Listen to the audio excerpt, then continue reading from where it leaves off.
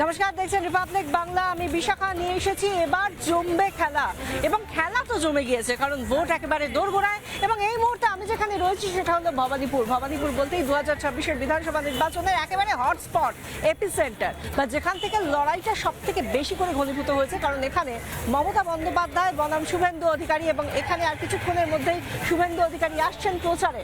এই ভবানীপুর কেন্দ্রে তিনি প্রচারে ঝড় তুলবেন, এর আগেও তিনি প্রচারে ঝড় তুলেছেন। এই মুহূর্তে আমার আশপাশে এই মানুষগুলোকে আমরা দেখতে পাচ্ছি, তারা কিন্তু সবাই শুভেন্দু অধিকারীর অপেক্ষা করছেন। এবং একেবারে 71 নম্বর ওয়ার্ডের যে দলীয় কার্যালয়, তার সামনে দাঁড়িয়ে রয়েছি আমরা। এই জায়গাটায় আপনারা দেখতেই পাচ্ছেন যে কিভাবে এই মুহূর্তে একেবারে ভবানীপুরের এই 71 নম্বর ওয়ার্ডের যে জায়গাটায় আমরা রয়েছি সেটা একেবারে একটা পুরনো পাড়া, পুরনো কলকাতার বলা যায় ভবানীপুরে। এবং সেখানে পুরনো মানুষজন রয়েছে, একটা মিশ্র একটা পপুলেশন, মিক্সড একটা পপুলেশন রয়েছে।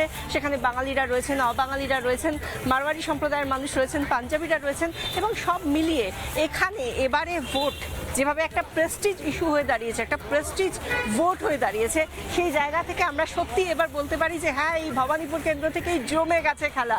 এবং এইখানে আর কিছুক্ষণের মধ্যে শুভেন্দু অধিকারী আসবেন, সেদিকে তার প্রচারের জন্য মানুষ এখানে ভিড় জমাচ্ছেন আস্তে আস্তে। প্রত্যেকটা মুহূর্তে আমরা দেখতে পাচ্ছি এখানে ভিড়ের পরিমাণ বাড়ছে, মানুষের আনাগোনা বাড়ছে। এই যে দেখাচ্ছি আমরা, যেখানে বিজেপির দলীয় কার্যালয় রয়েছে 71 নম্বর ওয়ার্ডের, সেখানে ইতিমধ্যেই ভিড় জমছে। কারণ আবারও বলছি, আমরা কিন্তু এই যে প্রচারের ঝড়, সেই প্রচারের ঝড়টা দিনকে দিন আমরা দেখতে পাচ্ছি ভবানীপুর কেন্দ্রিক হয়ে যাচ্ছে। কারণ যখনই মমতা বন্দ্যোপাধ্যায়ের যারা কর্মী, যারা নেতা নেত্রী, তারা যেরকম এখানে প্রচারে ঝড় তোলার কথা বলছেন, আমরা দেখেছি কর্মী সভা আয়োজন করা হয়েছিল মমতা বন্দ্যোপাধ্যায়ের তরফ থেকে। এবং এই মুহূর্তে দাঁড়িয়ে শুভেন্দু অধিকারী, যিনি কিনা মমতা বন্দ্যোপাধ্যায়ের বিরুদ্ধে ভোটে লড়ছেন, তিনি কিন্তু আগেই ঘোষণা করে দিয়েছেন 25,000 ভোটের বেশি ভোটে হারাবেন মমতা বন্দ্যোপাধ্যায়কে। সেই জায়গা থেকে একদিকে যখন হটস্পট ভবানীপুর, তখন একটার পর একটা আরও বিষয় যেখানে খেলা জমে উঠছে, খেলার ময়দান রীতিমতো তৈরি হয়ে গেছে এই ভোটে।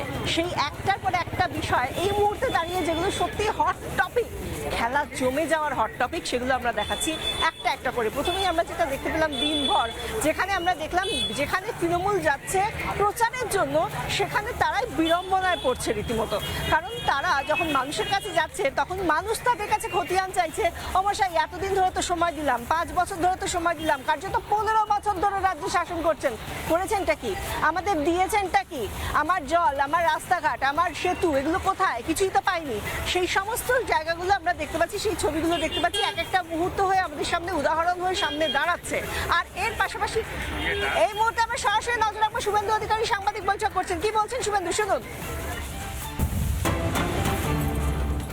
যে একটি গুরুত্বপূর্ণ জয়েনিং তথা সমর্থন কর্মসূচি এখানে আমরা অনুষ্ঠিত করব। প্রাথমিকভাবে আজকের জয়েনিং যারা করছেন বা সমর্থন যিনি ঘোষণা করছেন, তার নাম এবং পরিচিতি আমি দিচ্ছি। তারপরে মাননীয় রাজ্য সভাপতি মহোদয় পতাকা ধরাবেন। আমি এবং সাধারণ সম্পাদিকা লোকেট চট্টোপাধ্যায়, প্রধান মুখপত্র অ্যাডভোকেট দেবজিৎ সরকার, আমরা রাজ্য সভাপতির সাথে থাকব। তো আমরা সকলে মিলে আমাদের ভারতীয় জনতা পার্টির প্রদীপ সম্বলিত উত্তরীয় পরিয়ে বিশ্বের সর্ববৃহৎ রাজনৈতিক দল ভারতীয় জনতা পার্টির পরিবারে সামিল করে নেব।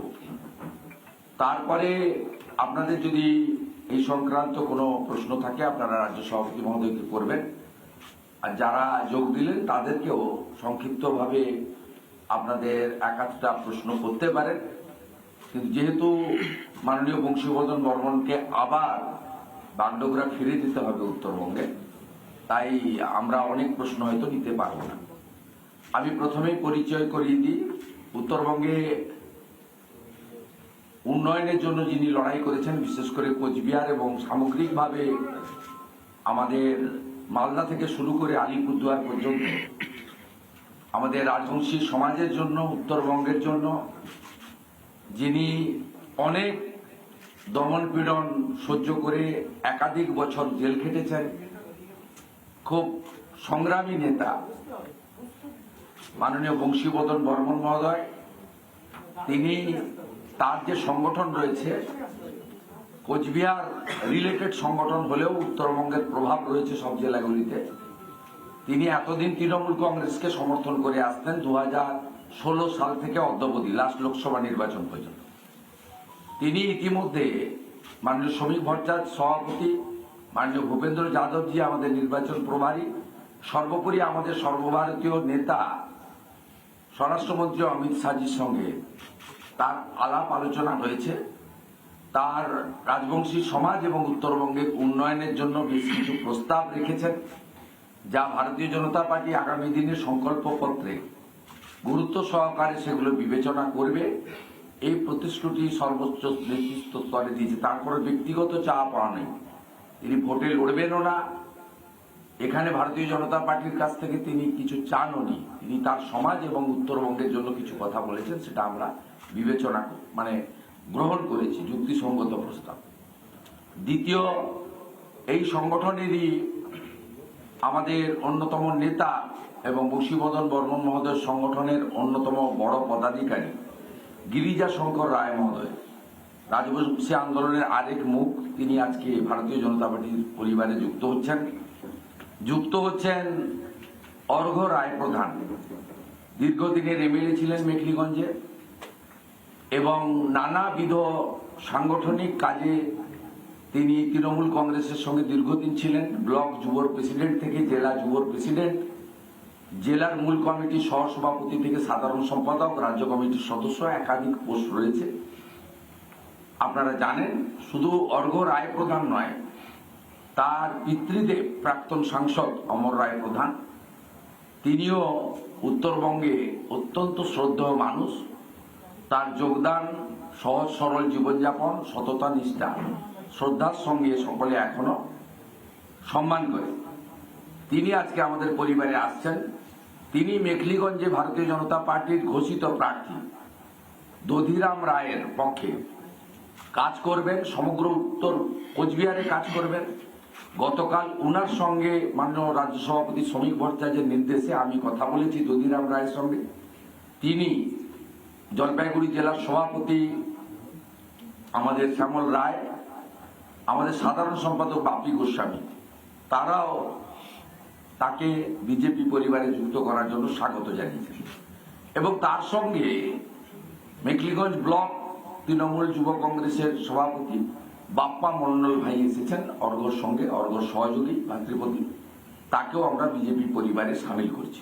তাই আমি আর দেরি না করে মাননীয় রাজ্য সভাপতি, রাজ্যসভার সাংসদ মানে শ্রমিক ভট্টাচার্য মহোদয়কে অনুরোধ করব পতাকা ধরানোর জন্য এবং আমরা পাশে থাকব।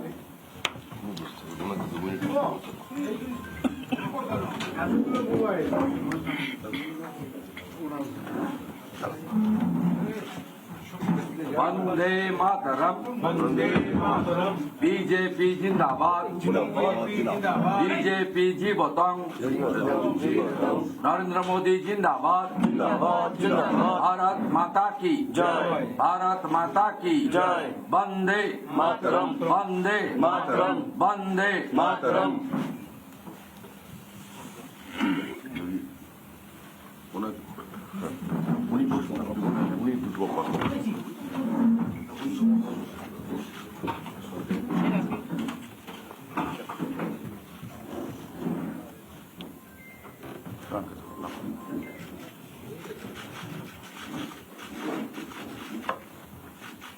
মাননীয় বংশীবদন বর্মন মহোদয় তার সংগঠনের, তিনি এখনো আমাদের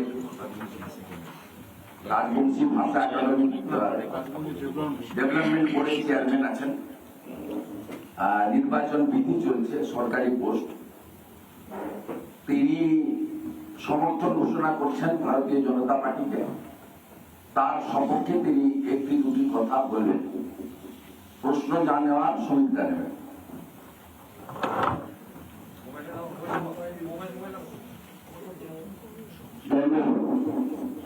নমস্কার, আমার রাজবংশী ভাষাতে নমস্কারের দণ্ডবোধ করায়। যেহেতু আমি রাজবংশী বলছি, রাজবংশীতে করুন, বাংলা করুন। বেশি কিছু করবো, বেশি কিছু বলবো না। আমার মূল উদ্দেশ্যটা হলো আমার রাজবংশী কমিউনিটির সেপারেট ল্যাঙ্গুয়েজ আছে বা ভাষা আছে, কৃষ্টি সংস্কৃতি আছে, যেগুলো এতদিন সম্পূর্ণভাবে বিকাশ করার সুযোগ আসেনি। আমার একটাই কথা, কেন্দ্রের নেতৃত্ব নেতৃত্বের সঙ্গে যারা ভারতবর্ষকে দেখাশোনা করেন বা বিভিন্ন জনগোষ্ঠী কৃষ্টি সংস্কৃতি ভাষার রক্ষণাবেক্ষণের সচেষ্টতা করতেছেন, সেই দিল্লির নেতৃত্বের সঙ্গে আমার কথা হয়েছে। আমাদের যে মূল ভাষা রাজবংশী ভাষা, এই ভাষাটাকে এর শিডিউলে ইনক্লুড করেন বা অষ্টম তফসিলে অন্তর্ভুক্ত করবেন বলে কথা দিয়েছেন, এবং আমাদের সাংবিধানিক কিছু সেপারেট রাইট বা অধিকার আছে সেগুলো দেখবেন বলে কথা বলছেন। যেমন আমাদের আজকাল মার্জার এগ্রিমেন্ট নারায়ণী ব্যাটালিয়ন বলে কথা আছে, সেগুলো দেখবেন। আমরা এই বড় সবচেয়ে পাওয়া হচ্ছে আমাদের রাজবংশী ল্যাঙ্গুয়েজকে অষ্টম তলে অন্তর্ভুক্ত করবে, এটাই বড় পাওনা। আর এনাদের নীতি আদর্শ দেশ রক্ষার ক্ষেত্রে খুব প্রয়োজনীয় বলে বা খুব গ্রহণযোগ্যতা আছে বলে আমরা পূর্ণ সমর্থন জানাচ্ছি আজকে। ওভার যদি 1 মিনিট এগিয়ে নিচ্ছে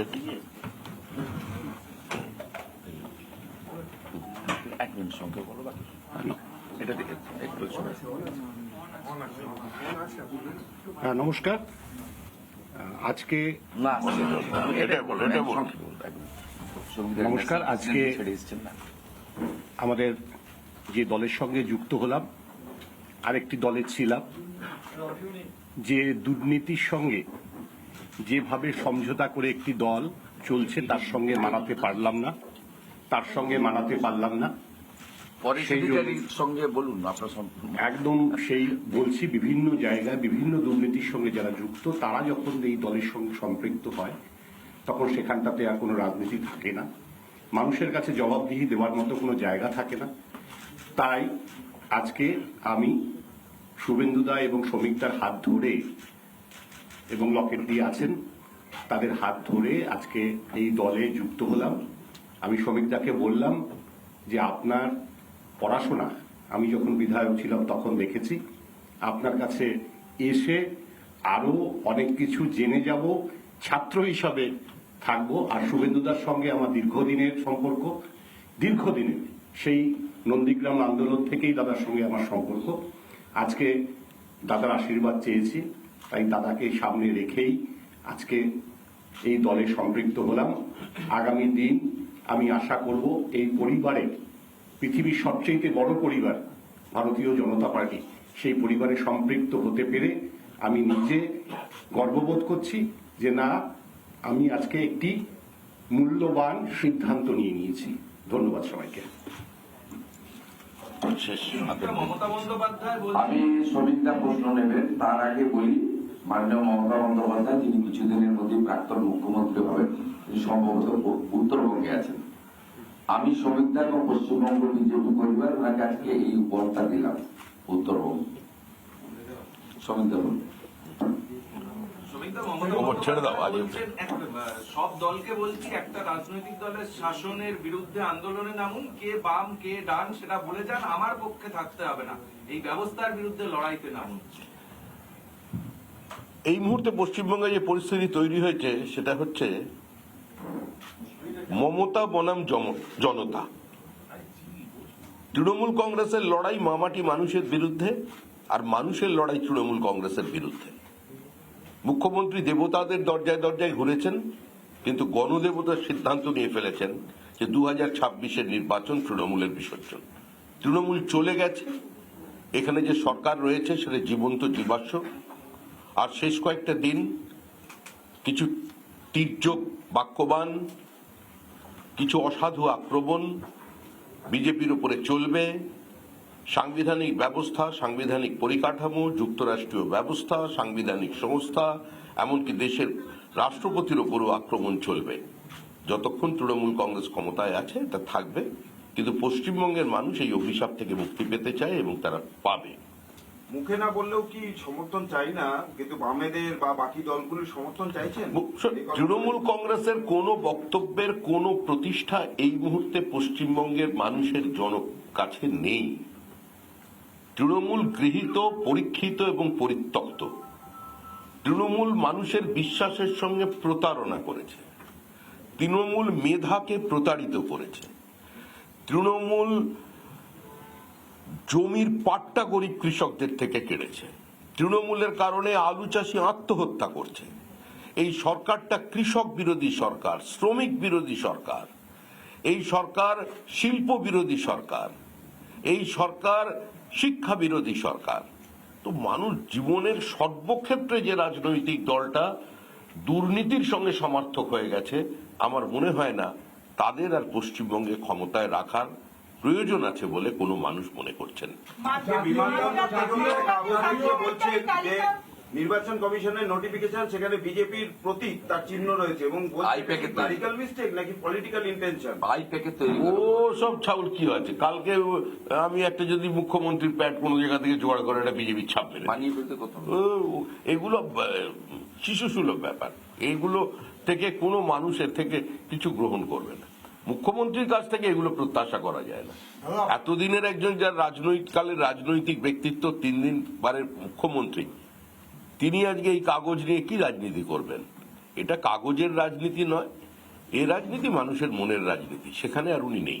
আপনারা দীর্ঘদিন ধরে দাবি করেছিলেন ফর্ম 7 নিয়ে, সেই ফর্ম 7 কি অবস্থায় আছে কেউ জানে না, কিন্তু গতকাল মধ্যরাত্রে সাপ্লিমেন্টারি তালিকা প্রকাশিত হয়েছে। যে সাপ্লিমেন্টারি তালিকা দেখা গেছে কি একজন রাজ্যের মন্ত্রী, বর্তমান মন্ত্রী, তার নামও নেই। কি বলবেন এই বিষয়টি নিয়ে? কত নাম বাদ গেল, সেই তালিকা বলতে পারছেন না। দেখুন, এ তো মুখ্যমন্ত্রী এগুলো বলে বলে উনিও ক্লান্ত, আর আপনারা সাংবাদিকরা একই প্রশ্ন করেও আমার মনে হয় এখনো ক্লান্ত হননি, সেজন্য আবার করছেন। আমাদের অবস্থান প্রথম দিন যা ছিল আজকেও তাই আছে। পশ্চিমবঙ্গের মানুষকে একটি ত্রুটিমুক্ত, ভেজালমুক্ত ভোটার লিস্ট উপহার দেবার দায়িত্ব হচ্ছে নির্বাচন কমিশনের, দায়বদ্ধতা তাদের। আমরা দলের পক্ষ থেকে যে ফর্ম 7 জমা করেছি, জমা নেওয়ার পরেও ইয়ারোরা সেটাকে সিস্টেমে আপলোড করেনি, 1। 2, পুলিশ বেআইনিভাবে আমাদের যে ফর্ম 7 গুলোকে বাজেয়াপ্ত করেছে, তার কি হবে? এবং তার সঙ্গে যেভাবে বিভিন্ন বিডিও অফিসে আক্রমণ চালিয়েছে, আমাদের কর্মীদের মারধর করে ফর্ম ছিঁড়েছে, এখন আমরা যেগুলো তারপরেও আমরা জমা দেবার প্রচেষ্টা করেছি, এই সমস্ত কিছু শুনানি না করে মাঝপথে এসআইআর বন্ধ করে দেওয়া যাবে না। No SIR, no vote. যদি কোনো বিচ্যুতি থেকে থাকে তার জবাবদিহি তৃণমূল কংগ্রেসকে নিতে হবে নির্বাচন কমিশনের থেকে। আর সবার উপরে সুপ্রিম কোর্ট আছে। মুখ্যমন্ত্রী বেশ কষ্ট করে পৌঁছে গিয়েছিলেন কালো কোর্ট করে। পরিণতি কি হয়েছে প্রত্যেকের জানা। পশ্চিমবঙ্গের মানুষের দেয় করের কোটি কোটি টাকা খরচা করে আজকে যে পরাজয়ের ধারাবাহিকতা তৃণমূল কংগ্রেস সুপ্রিম কোর্টে এবং হাইকোর্টে রেখেছে, এর সম্পর্কে নতুন সরকার এসে কত টাকা খরচা হয়েছে, কোন কোন উকিলকে কত ফিস দেওয়া হয়েছে, আজকে তার শ্বেতপত্র প্রকাশ করবে 15 দিনের মধ্যে।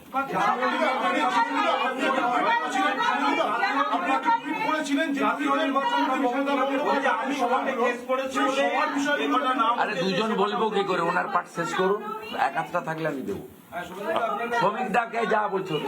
और उससे पहले देखा जा रहा है कि तृणमूल के कई ऐसे नेता हैं जो रामनवमी मनाने वाले हैं।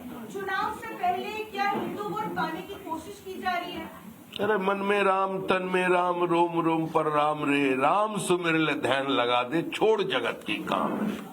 ঠিক ঘুরে ফিরে রামেই আসতে হচ্ছে সবাইকে। আমরা তো এটাই, আমাদের বক্তব্য তো এটাই। अरे हमारा तो कहना यही है कि राम भारत है, भारत ही राम है, इसका बाहर कुछ नहीं है। बीजेपी का उठाया हुआ किसी भी मुद्दा, चाहे पॉलिटिकल हो या सामाजिक हो, उसका नीचे सबको आना पड़ेगा।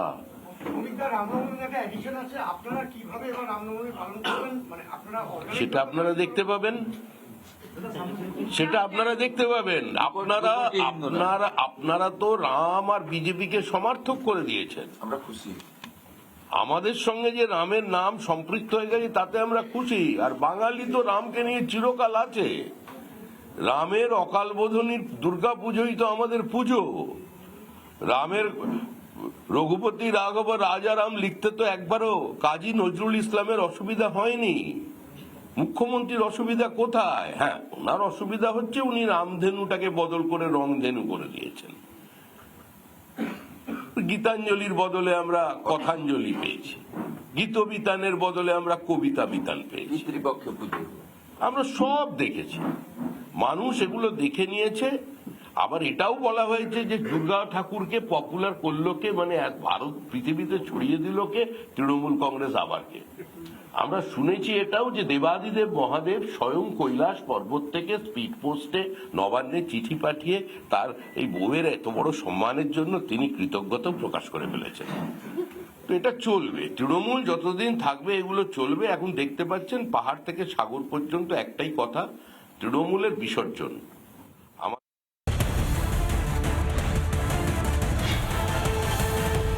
हिंदू मुसलमान के अंदर दरार पैदा करना, एक दूसरे को खिलाफ लड़ाना, दंगा बनाना। आज मुर्शिदाबाद में जो हुआ, आज मोहेतसरा में जो हुआ, खिदिरपुर में जो हुआ, क्या चेहरा बना दिया पूरा पश्चिम बंगाल का।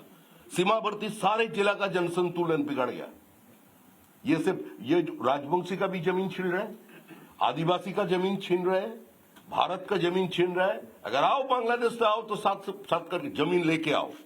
हम लोग को बोलते हैं